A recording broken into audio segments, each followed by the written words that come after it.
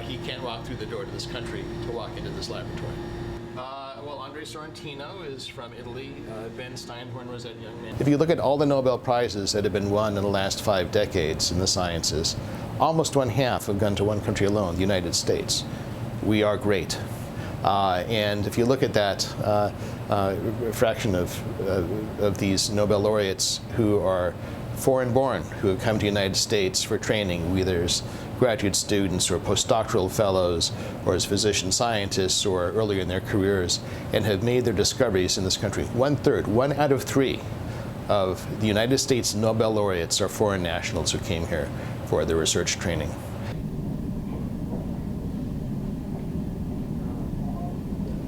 It's also something that's really hurt the morale of other members of my lab.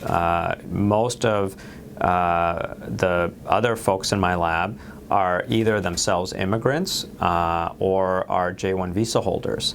About half the folks in my about half the folks in my lab are J-1 visa holders.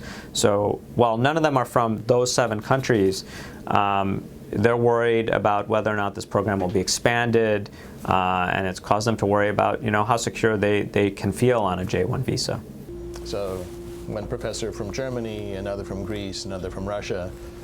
So I'm very concerned that these talented young people who for generations have come to this country to pursue science, to pursue their careers, whether they're seeking opportunity or fleeing persecution, this is where people have come. And now they're looking at this country. They're looking at what our ruler says, and they're saying, why should I go there?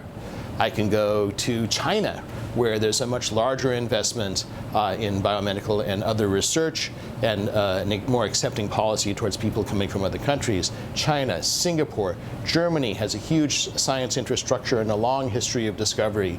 The United States is going to lose its competitive edge. Don't take a picture of these things. I just saw this. I said, we have to document it.